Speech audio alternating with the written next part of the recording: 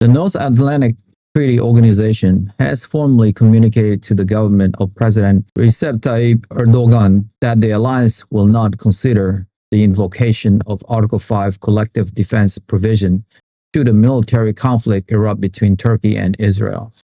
This decisive stance, conveyed through diplomatic channels by NATO Secretary-General Jens Stoltenberg and affirmed by the North Atlantic Council, follow a series of high-level consultations among member states, particularly the United States under the new administration of President Donald Trump. The consensus, described by several European diplomats as firm and nearly unanimous, is rooted in a long-standing and growing frustration with Turkey's foreign policy choices, which are deemed to have systematically eroded the principle of allied solidarity and strategic reciprocity. The foundation of this unprecedented decision is a multi-year pattern of action by Ankara that NATO leadership views as fundamentally incompatible with the alliance's core values and security framework. The acquisition of the Russian S-400 Triumph air defense system stands as the primary and most technically severe breach, creating an irreconcilable compromise of NATO's integrated air defense architecture. The system's presence on Turkish soil represents an acute intelligence threat to the alliance's most advanced aircraft, notably the American F-35 stealth fighter, and its operational use could potentially provide Moscow with critical data on Western military technology. This procurement, undertaken in defiance of direct warning and offers of alternative American-made systems, was not merely an arms purchase but a profound strategic realignment that shattered trust among fellow members. Concurrently, Turkey's persistent belligerence toward fellow NATO members, Greece, has consistently strained alliance unity. The ongoing disputes over maritime boundaries in the Aegean and Eastern Mediterranean, punctuated by Turkish naval vessels conducting provocative surveys in waters Greece claims as its exclusive economic zone, have brought two allies to the brink of confrontation on multiple occasions. The rhetoric from Ankara, often threatening military action and questioning Greek sovereignty over its island, is viewed within NATO as a direct contravention of the obligation to settle international disputes by peaceful means enshrined in the very treaty Turkey seeks protections under. Furthermore, Turkey's protracted blockade of Sweden NATO membership applications, which lasted for over a year and a half, was seen as a cynical use of the alliance consensus principle for unilateral political gain, leveraging collective security to extract concessions on unrelated matters such as the extradition of individual Turkey labels as terrorists. This move alienated a broad swath of member states who viewed the expansion of the alliance as a critical strategic imperative in the face of Russian aggression.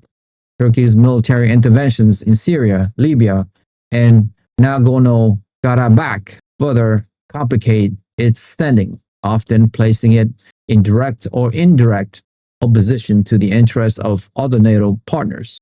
Its support for certain factions in Syria placed Turkish force in proximity to and sometimes in conflict with those backed by the United States, while its deployment of Syrian mercenaries to Libya and its decisive military support for Azerbaijan against Armenia demonstrate a willingness to pursue independent and often disruptive power projection that frequently ran counter to alliance cohesion. The immediate catalyst for the current crisis, however, is Turkey's open harboring of high-ranking political officials from Hamas, following the group's conflict with Israel. Israeli Prime Minister Netanyahu, in a televised address, explicitly named Turkey as a state sponsor of Hamas and declared it would be the next target for dismantlement if it continued to provide a safe haven for the group's leadership.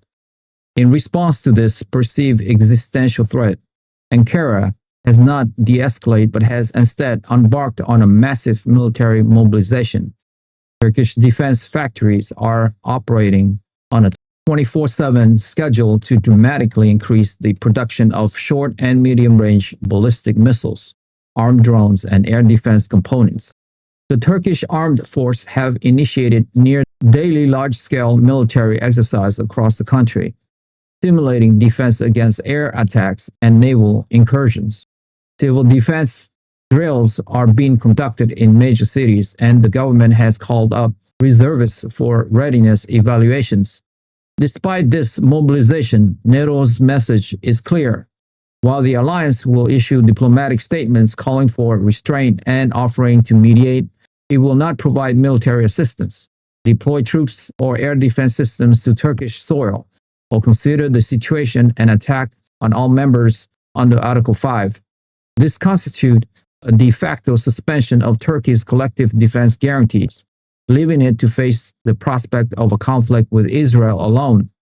The Trump administration, through the Secretary of State Marco Rubio, has stated that the U.S. expects Turkey to reap the consequence of its own foreign policy decisions, and that American military assistance will be contingent on a fundamental recalibration of Ankara's stance toward Russia, its behavior within NATO, and its relationship with groups designated as terrorist organizations by Washington.